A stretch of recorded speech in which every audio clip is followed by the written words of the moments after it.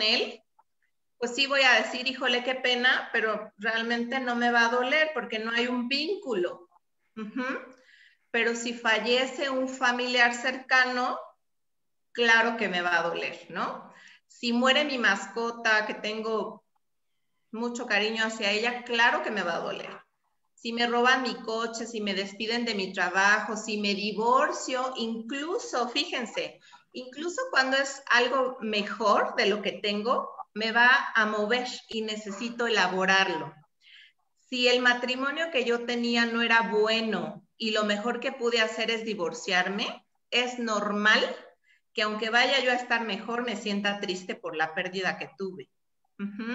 Si me gano una beca en el extranjero para irme a estudiar y especializarme en algo que es un logro, también voy a extrañar y voy a estar triste porque voy a dejar mi familia, mi comida, mi ciudad de origen. ¿Sí me explico? Entonces, es necesario para una buena elaboración del duelo permitirme vivir cada etapa y cada emoción que voy experimentando. Luego me dice Linda, ¿y cómo puedo hacerle? Pues vive cada cosa. La gente llega y lo que quiere es como una receta mágica para no sufrir y ya estar como si nada hubiera pasado. Y pues les tengo una mala noticia, eso no pasa así. Para poder sanar, yo lo que les digo a mis consultantes es como una herida. Y entonces hagan de cuenta que tengo una herida y está abierta. Y si yo evado mis emociones en el duelo, es como si solo tapara mi herida y hago de cuenta que no está, pero no la curo. Y entonces, ¿con eso me voy a curar? ¿Con eso va a cicatrizar? Pues no, ¿verdad? Lo que necesito hacer es destapar mi herida, lavarla, tal vez coserla, darle un tratamiento, y eso va a doler, claro que va a doler, pero solo así con el tiempo va a cicatrizar. Y entonces la cicatriz me va a recordar que algo pasó, pero que ya no duele como dolió en ese entonces. No sé si me explique. Un poquito así es con nuestras emociones. Si yo llego a consulta, voy a llorar, voy a estar triste, me voy a enojar, voy a estar como en una montaña rusa de emociones, pero solo validando y tocando mis emociones es como yo voy a llegar a sanar, como esa cicatriz que les estaba diciendo. Y es la única manera en la que nosotros podemos elaborar un buen proceso de duelo. Si lo evitamos, ¿qué pasa cuando evitamos? Dice Laura, una metáfora muy cercana a la realidad. Sí. ¿Qué pasa si lo evitamos? ¿Qué pasa si le ponemos ese trapito a la herida y no la sanamos? El duelo se queda congelado. Y entonces pueden pasar 8, 10, 15 años y tú sigues atrapada en ese o atrapado en ese dolor que no procesaste adecuadamente. Es por eso tan importante. Creemos como que no viendo las cosas van a pasar y no es así. No hablándolas, como si no hablo y no pasa nada, ya voy a sanar, y no es así. Tenemos que hablar, tenemos que llorar. Y pasa mucho que le decimos a la gente, ya no llores, déjalo descansar, déjalo irse en paz y demás, ¿no? Y la gente necesita que se validen sus emociones. Ok. Fíjense, algo que dijo Rosy, el proceso del duelo es personal. Nadie lo va a vivir igual. Aunque Silvia y yo seamos hermanas y hayamos tenido la misma pérdida, Silvia lo va a vivir diferente a mí. Desde sus recursos, desde su temperamento, desde sus creencias, desde su forma de ser, lo va a vivir diferente. El proceso del duelo es personal. No es un mismo orden para todos. Ahorita vamos a ver las etapas del duelo. No todos tienen el orden que yo les voy a mencionar. A veces, las que estamos en duelo, sentimos que damos un pasito para adelante y que nos regresamos 2. porque hoy me siento bien, me siento estable, pero el día de mañana otra vez amanezco súper triste y en la noche estoy muy enojada y estoy frustrada y me siento impotente. Y entonces digo, uy, pero ayer también que me sentía y hoy estoy otra vez así. Eso es normal y es parte del proceso del duelo. La intensidad del duelo tiene relación con la pérdida que se está viviendo. Como les decía, no es lo mismo lo que voy a padecer porque fallezca un ser querido y cercano que un solo conocido. Ok, hay varios autores que es básicamente lo mismo, pero cambian los nombres de las etapas de los procesos del duelo. Yo les voy a hablar de la doctora Elizabeth Kubler, que es la pionera de la tanatología. Era una médico psiquiatra que empezó a ver por primera vez diferente a los moribundos en los hospitales. Fue la persona que les empezó a dedicar tiempo, escucha, empatía y a verlos como un ser humano y no solo como el enfermo de la cama tal, ¿no? Y entonces la doctora Elizabeth nos menciona 5 etapas que muy probablemente alguno de ustedes ya ha escuchado. Y Rosy nos comentó hace un ratito algunas. Como decía la lámina anterior, no vamos a tener las etapas en el orden que aquí están. Te las voy a explicar porque de eso trata nuestra clase de hoy y me gustaría que te vayas observando y mientras me escuchas te ubiques a ver si tú te puedes identificar en qué etapa estás ahorita y nos compartas por el chat. ¿Sale? La primera etapa es la negación. La negación es ese momento del shock que no podemos digerir lo que está pasando. Ejemplo, nuestro familiar está en el hospital y entonces nos dan la noticia de que falleció. Y entonces es tanto el impacto y mi dolor y todo lo que se revuelve que yo no voy a creer lo que me están diciendo. Y entonces le voy a decir tal vez al doctor, no, no es cierto, a ver, vaya y verifique, por favor, ¿me está hablando de fulanito de tal? Sí, no, a ver, puede haber una equivocación, vaya y chéquelo bien, por favor. Entonces, es tanto nuestro dolor de la información que estamos recibiendo que nos cuesta trabajo creer que es una realidad. Esa es una etapa, la primera etapa, la negación. No puedo creer que esto esté pasando, que me esté pasando a mí, que le esté pasando al ser que quiero. No puedo creer que alguien que amo tanto ya no lo voy a volver a ver, por ejemplo.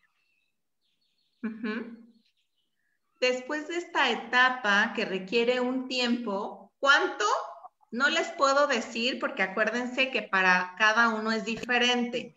Sin embargo, en algunos libros se menciona que un duelo bien elaborado puede durar de 2 hasta 2 años y medio. No va a ser con la misma intensidad, pero para llegar a la última etapa, que es la aceptación, más o menos es el tiempo que nos llevamos para reacomodarnos. Después viene la etapa de ira o enojo.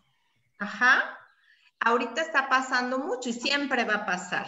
Entonces, si mi familiar, digamos que se enfermó y lo llevé a un hospital público y fallece, voy a estar enojada tal vez conmigo porque no lo llevé a un hospital privado, o con el doctor porque no hizo lo más que tenía que hacer, o con el enfermo porque se fue y me dejó con 3 hijos chiquitos que mantener, o con Dios y con la vida porque se llevó y no es justo porque él era joven, era sano y se cuidaba mucho, por ejemplo. Y este enojo es completamente normal. Estamos irritables, no nos interesa socializar, estamos muy enojados con lo que está pasando. Rosy, justo eso implica ahora el duelo porque las incineraciones son inmediatas, sin velorio, las personas sentimos que no nos pudimos despedir. Sí, Rosy, la verdad es que estamos en un momento muy complicado con esto de la pandemia, porque todo esto de los rituales, fíjense, es para ir asimilando lo que está pasando. Uh-huh. Y entonces el hecho de ver el cuerpo, de verlo en la sala de velación, dependiendo de las creencias de cada quien, ¿no? Pero hablo como en general. Y después el entierro o la cremación, pero estando todos ahí. Y después los rezos que vienen, ¿no? Los que lo acostumbran, el novenario, o sea, misas, rosarios, etcétera. Todo este tiempo nos ayuda, como bien dice Rosy, a digerirlo, y dice algo muy importante: no nos pudimos despedir y muchas veces quedan asuntos inconclusos. Es por eso, Rosy, tan importante que estemos acompañados de un profesional que nos lleve de la mano para de alguna manera poder cerrar estos asuntos que se quedaron abiertos. A pesar de que la persona ya no esté y no lo podamos hacer con ella, con la persona que falleció, porque no hubo velación, entierro, sino directamente la cremación y nos entregan la urna, se pueden hacer cosas. Tenemos técnicas para de alguna manera ir cerrando. Nos comenta Tomás, hay casos en la negación, en donde la negación se da porque alguien no causó el dolor, la herida e incluso la muerte. Hoy se da mucho entre grupos de sicarios o criminales enemigos, pero también ellos tienen familias. Se enojan porque mataron ellos a su rival, fueron otros, y eso causa negación e ira. Ese es el otro México. Sí, no todo es pandemia, Tomás, pasan muchas cosas, ¿verdad?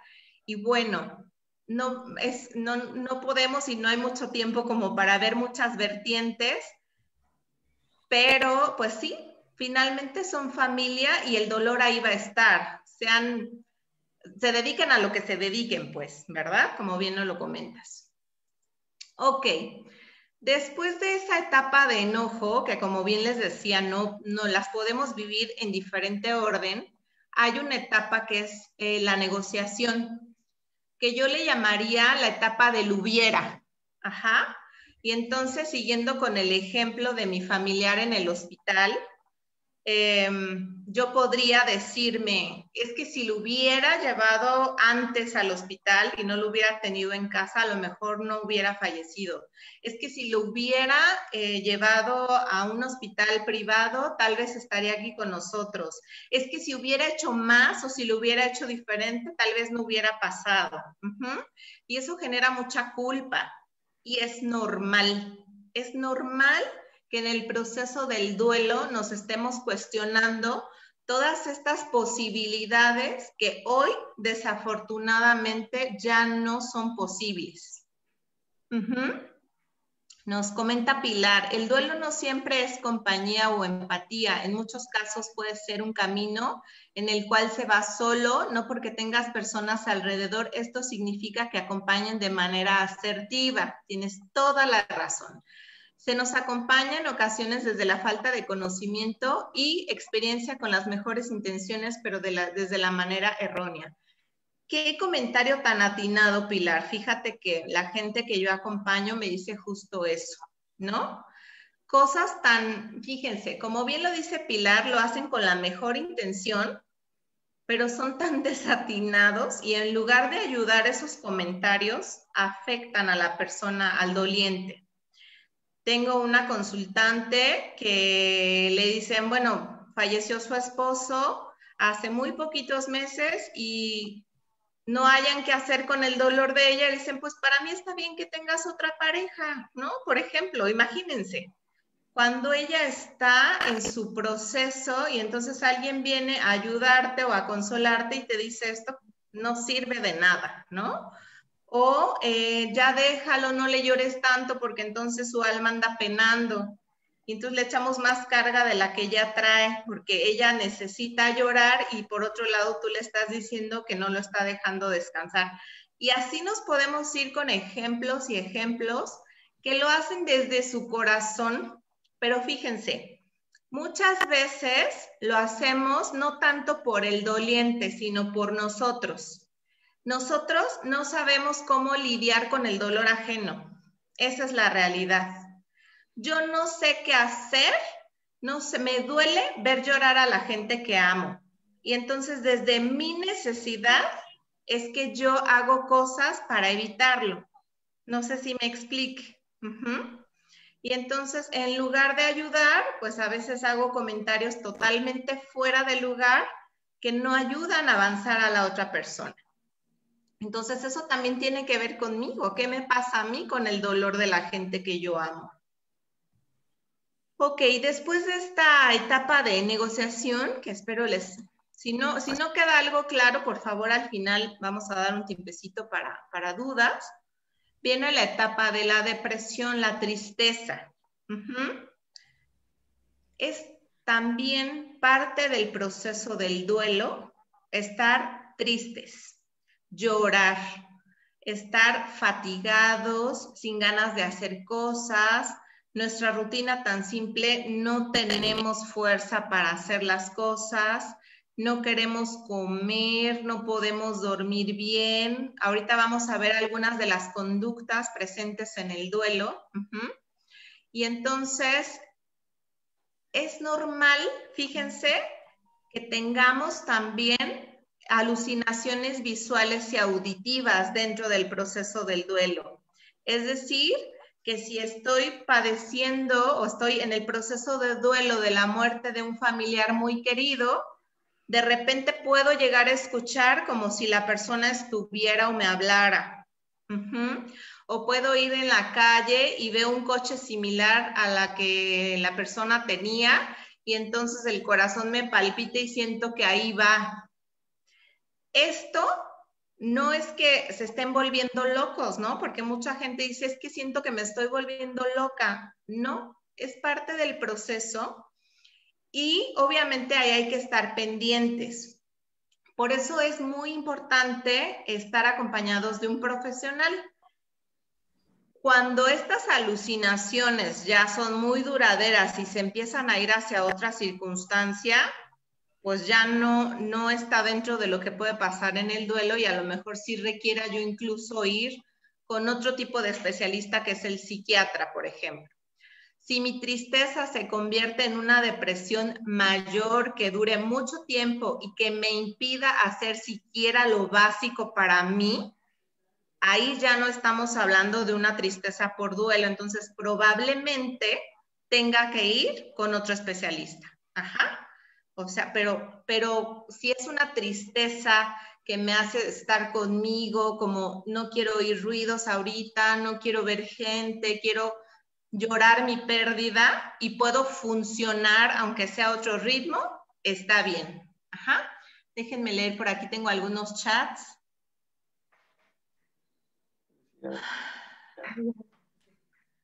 Ok, Silvia, en el caso de mi tío estuvimos al pendiente de él y nos sentimos tranquilos porque pudimos despedirnos pese a que falleció de COVID.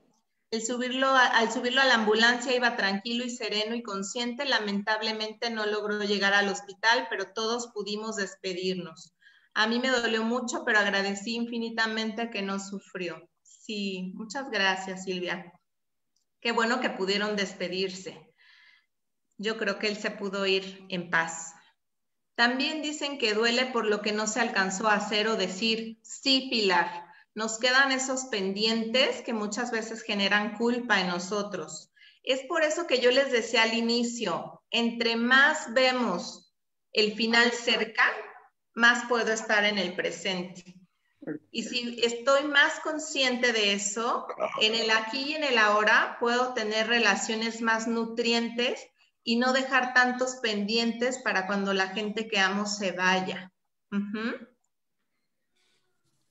Ciania, periodo psicótico breve que es normal en las primeras semanas después de la pérdida, sí, pero también es una línea como delgada, fíjense. Una crisis psicótica, si se sale de control, o sea, es normal que te pongas eufórico, enojado, grites, insultes, bla, bla, bla, Pero un brote psicótico donde la persona se daña o quiere dañar a otros y pierde el control y la realidad, ahí ya estamos hablando de otra situación que sí requiere ser medicada. Ajá.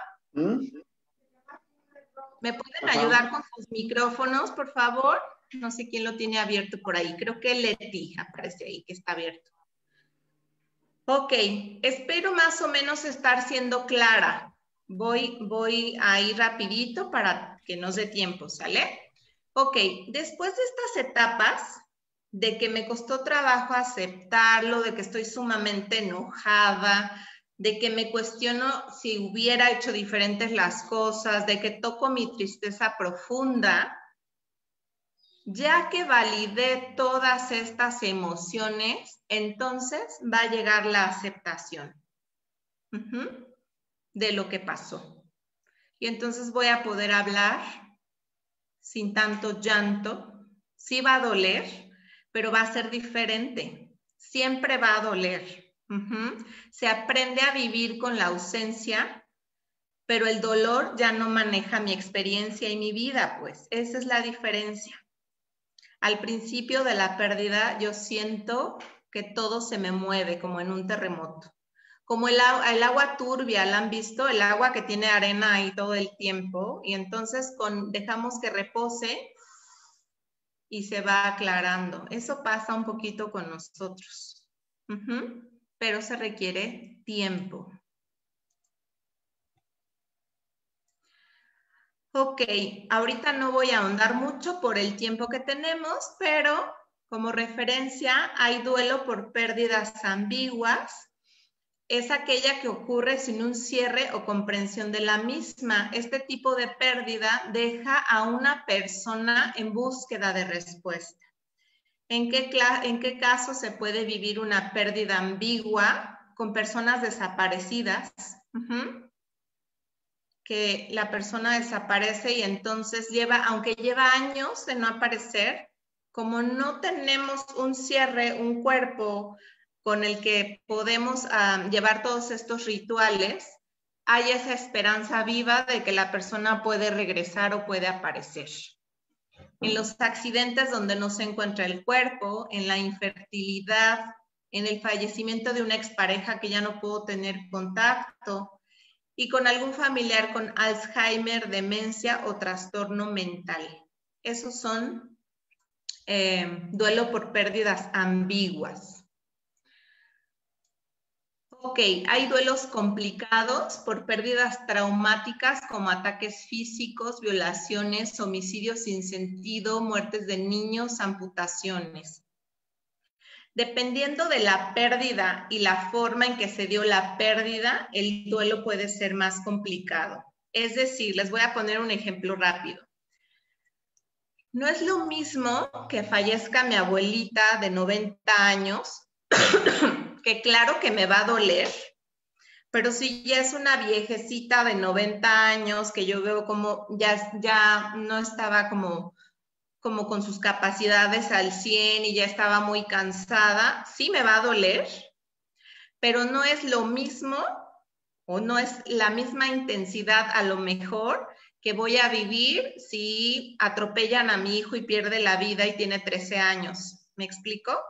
Porque normalmente nos hacemos a la idea de que las personas mayores pues nos vamos preparando un poquitito hacia el final. Pero no, y decir preparar, porque realmente nunca estamos preparados para perder a alguien que amamos, pero no es lo mismo que ya nos hacemos la idea de ver a una persona que ya vivió mucho tiempo, que está a lo mejor enferma, que se va apagando poco a poco, y ese tiempo nos permite como digerir un poquito, que sale alguien a trabajar y lo asaltan, lo matan, ¿no? A una cuestión traumática, como aquí dice, y entonces nos dan la noticia y dices, pero si en la mañana lo vi, en la mañana estuvimos platicando, ¿cómo que ya no está? Entonces hay duelos más complicados que otros. Todos nos van a doler, pero bueno, de acuerdo a la circunstancia lo podemos vivir diferente. El duelo congelado es el que les mencioné, está basado en la resistencia de la propia persona que lo padece de asumir y de afrontar la pérdida.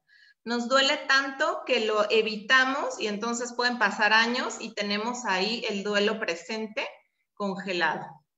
Y los duelos anticipados pasa, por ejemplo, como en las personas con alguna enfermedad terminal. Y entonces tenemos un familiar que tiene una enfermedad como cáncer, por ejemplo, y lo vamos acompañando en su proceso.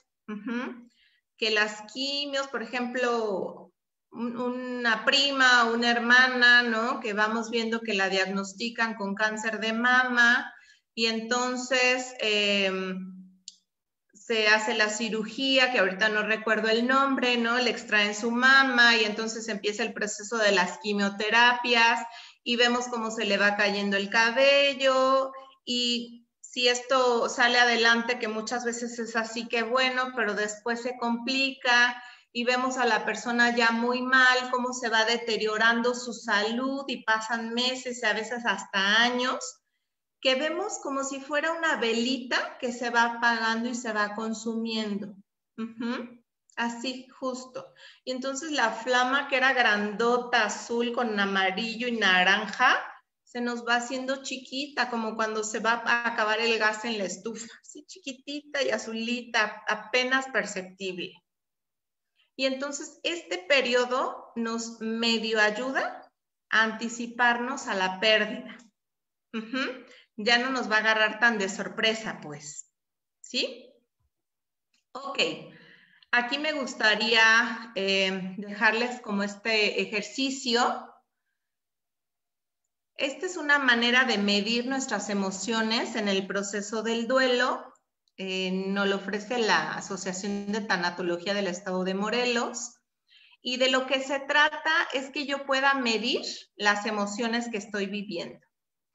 Es decir, Silvia, si me permites, tú que nos compartiste que tienes dos pérdidas recientes, yo te invitaría, sí, Silvia, como a todos los que estén en un proceso así, que hiciéramos una pausita y pudiéramos ver de estas emociones que están aquí, soledad, miedo, frustración, enojo, culpa, tristeza, y pudiéramos medir de alguna manera del 1 al 10.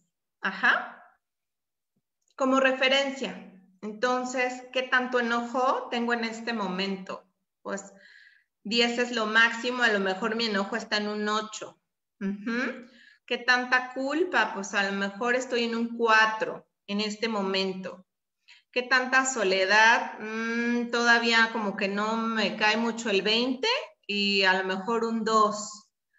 Miedo, pues a lo mejor un 9, frustración 10, así nos vamos como ubicando un poquito y lo que hacemos después de esto es sumar todos nuestros numeritos y los dividimos entre 6. Y eso es un ejercicio para sacar el dolor del alma. Si el número es mayor a 4, es que es un duelo poco trabajado y reciente. Si mi calificación o mi promedio sale como de 2 o 3, es que ya he hecho un proceso al respecto. Entonces yo te invitaría, ahorita no nos podemos detener mucho, pero que le tomes una fotito, que lo hagas en tu casa, que te des ese tiempo para observarte, para ir hacia ti y preguntarte. Claro, gracias. Gracias a ti, Silvia. ¿Cómo estoy en este momento, de verdad, con lo que me pasó? Y es voltearme a ver. Y entonces esto me da una idea de qué es lo que tengo que trabajar. Espero que les sirva. Es un buen ejercicio para mirarnos. Ay, perdón. Algunas sensaciones presentes en el duelo. Ahí tengo 2 chats, déjenme ver.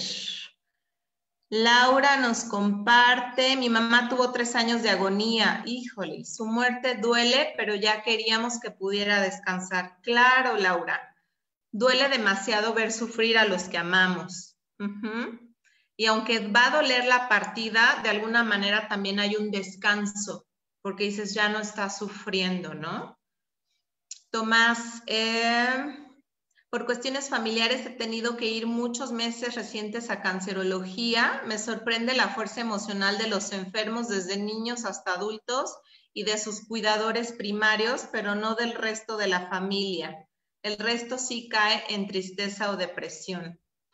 Sí, son unos guerreros, Tomás. Yo tengo la fortuna de acompañar a una persona con cáncer y de verdad la admiro. La admiro porque cada quimio es una batalla, pero también una esperanza para ella. Gracias a todos los que están compartiendo. Algunas sensaciones presentes en el duelo. Fíjense, esto es normal que nos pase. Podemos sentir vacío en el estómago, opresión en el pecho, opresión en la garganta, falta de energía, incomodidad o poca tolerancia ante el ruido, falta de aire, tensión y debilidad muscular, sequedad en la boca, fatiga, palpitaciones, oleadas de calor, entre muchas otras cosas, dolores de cabeza. Pues esto no solamente es aquí y aquí, nuestro cuerpo lo siente. Algunas conductas que se pueden presentar en el proceso del duelo y tienden a desaparecer con el tiempo son trastornos del sueño, dormir poquito o dormir en exceso, tener pesadillas, soñar con la persona que falleció, por ejemplo. Acuérdense que ahorita las pérdidas son muchas, pero me estoy enfocando un poquito más al fallecimiento de nuestros seres queridos por la pandemia que estamos pasando, que muchos de nosotros estamos muy de cerquita con eso. Entonces, trastornos en el sueño. Que los sueñes, que tengas pesadillas, que tengas insomnio, que casi no duermas en la noche, es normal. Trastornos alimentarios, que no comas o que te caches comiendo mucho también. Que haya un desorden en tu forma de alimentarte. Conducta distraída, fíjense, a mí me pasa mucho que cuando estoy así, se me olvidan las cosas. Tengo una consultante que falleció su esposo y me dice, es que la otra vez fui a comprar y ya me iba a ir sin pagar. Y yo creo que ellos pensaron que soy una mañosa, me dice, pero de verdad se me olvidó. O perdemos la cartera. A mí lo que me pasa es que voy manejando y me tengo que salir en la autopista en una salida y me sigo de frente y me doy cuenta hasta después, o dejo la tarjeta en el cajero automático. Andamos dispersos y distraídos.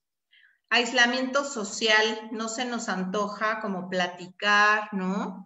Y fíjense, cuando nos enteramos que alguien fallece, lo que hacemos es quererle hablar o querer platicar o quererle mandar mensajes a las personas que acaban de perder a un ser querido. Y ellos lo menos que quieren a veces es estar en contacto con la gente. Necesitan un espacio, pues, para digerir un poquito lo que está pasando. Desinterés por el sexo, pues claro, no hay ni ánimo ni líbido suficiente como para estar activos en ese aspecto sexual, ¿verdad? Y también nos puede pasar la hiperactividad frenética. ¿Qué quiere decir?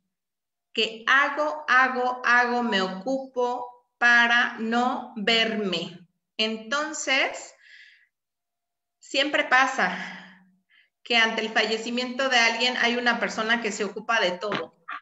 Y entonces que el seguro, que la velación, que la no sé qué, que el pagar el dinero, que organizar para no verse y no darse el permiso de sentir. Y entonces se crema o se entierra al familiar y al lunes siguiente ya está trabajando y se va a correr y hace su vida como si nada y está sumamente activo. Esta es una manera de evadir. esto también puede pasar. Y entonces si lo vemos desde afuera, puedes decir, pues está bastante bien, mira, siguió su vida como si nada.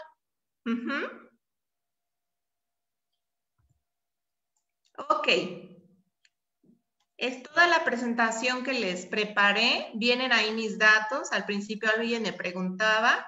Así me pueden encontrar en Facebook. Les invito a que sigan la página del instituto y me encantaría tenerlos en el diplomado de tanatología que inicia en febrero. Voy a dejar este espacio. Tenemos 7 minutos para las 6. Un poquito más voy a dar. Por si alguien tiene alguna duda o alguna pregunta. Tengo aquí chats, a ver.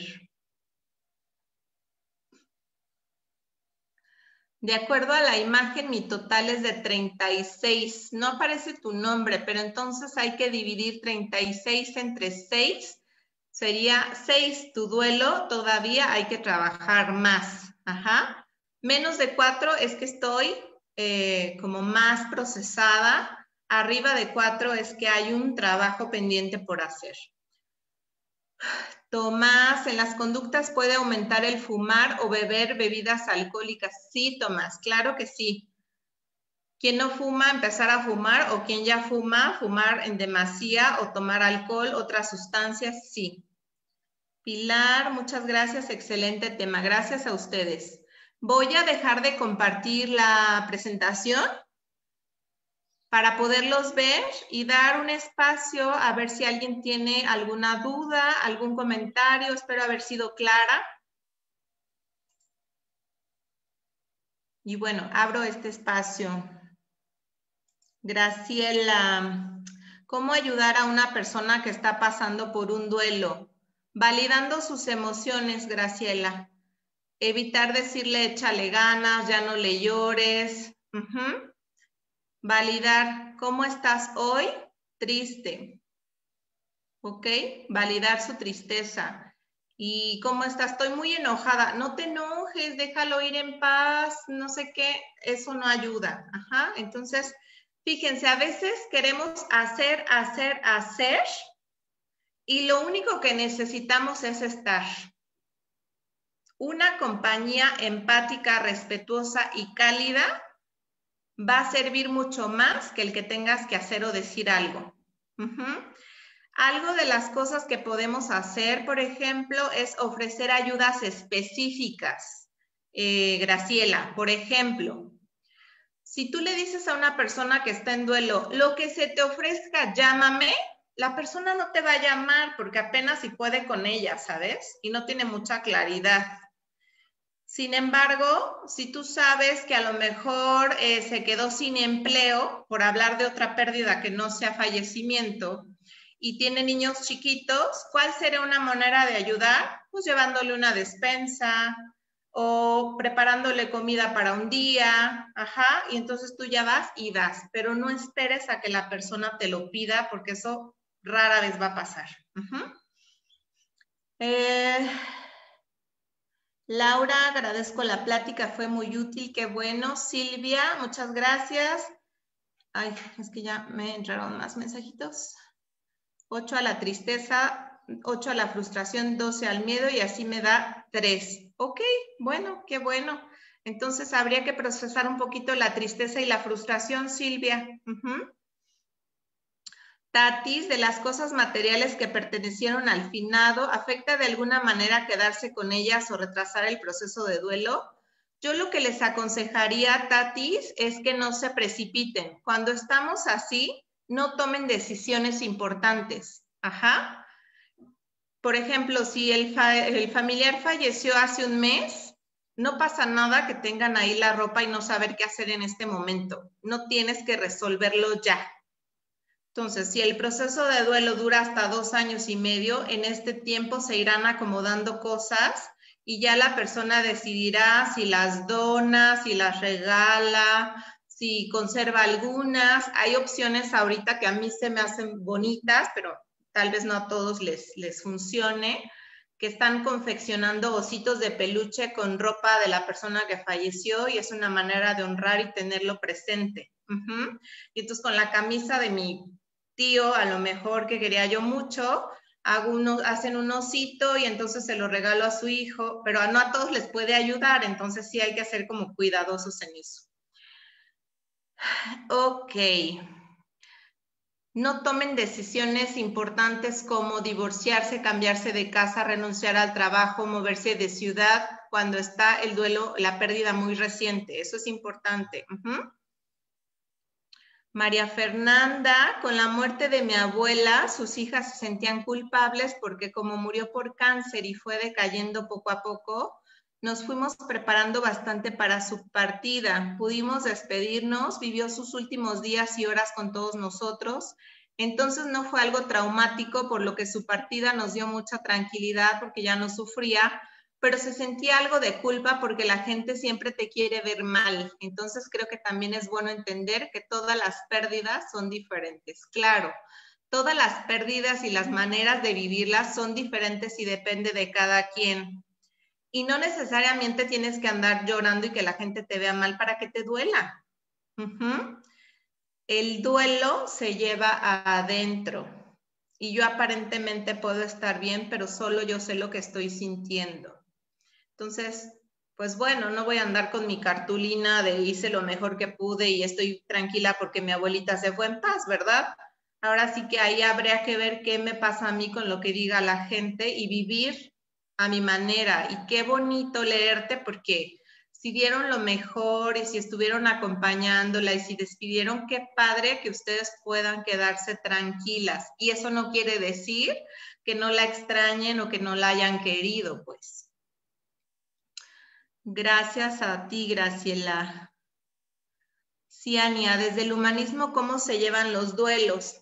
Bueno, Ciania, pues te invito al diplomado de tanatología, pero básicamente es acompañar con empatía, respeto, consideración positiva incondicional a la persona y validar y acompañar en el proceso.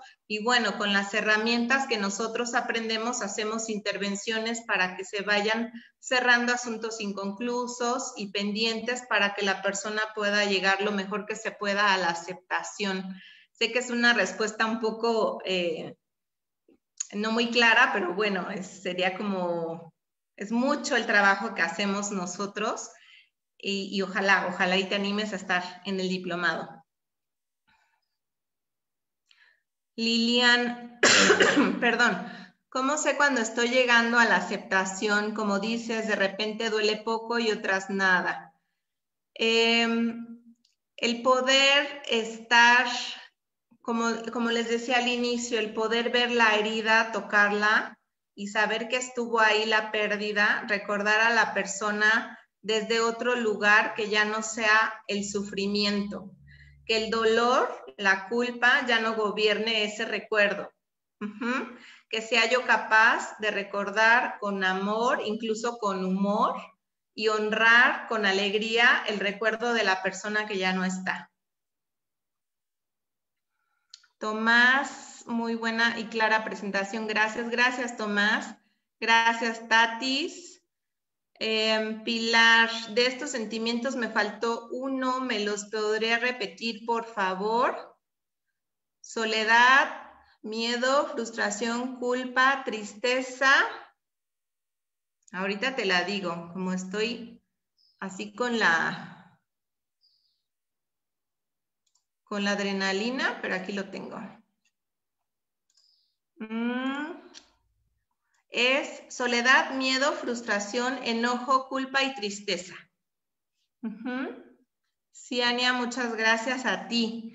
¿Alguien más tiene alguna duda, algún comentario? Ya estamos como en tiempo de cerrar. Andrea, me interesa el diplomado de tanatología. ¿Hay alguna página donde puedan darme más información? Sí, ahorita en el chat, Andrea, si gustas escribir, ya se pondrán en contacto contigo para darte como más información. Además que va a haber en la página del instituto como cápsulas informativas y demás. Iniciamos en febrero, son 6 meses, me encantaría tenerlos ahí. Créanme que es un súper trabajo personal. María Fernanda, me encantó la sesión, muchas gracias. Gracias a ti. Ok, para costos, horarios y demás, lo vamos a hacer por el chat, por favor. Si me pueden compartir las diapositivas, sí, claro, las puedo mandar al chat. Gracias a ustedes. Ok, ¿alguien más? Ay.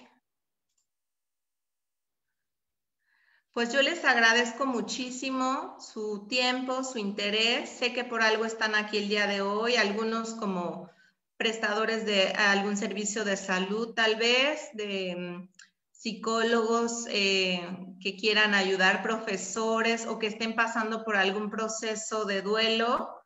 Les agradezco muchísimo su atención. Espero que se hayan quedado con algo que les sirva el día de hoy. Y bueno, pues los espero en febrero. Muchas gracias a todos y que tengan una bonita tarde. Enseguida yo les mando la presentación. Gracias, Martín. Muchas gracias, Linda. Muchas gracias. Muchas gracias, buena tarde. Gracias a ustedes. Bonita tarde. Gracias igualmente. Gracias, hasta luego. Gracias. Hasta luego.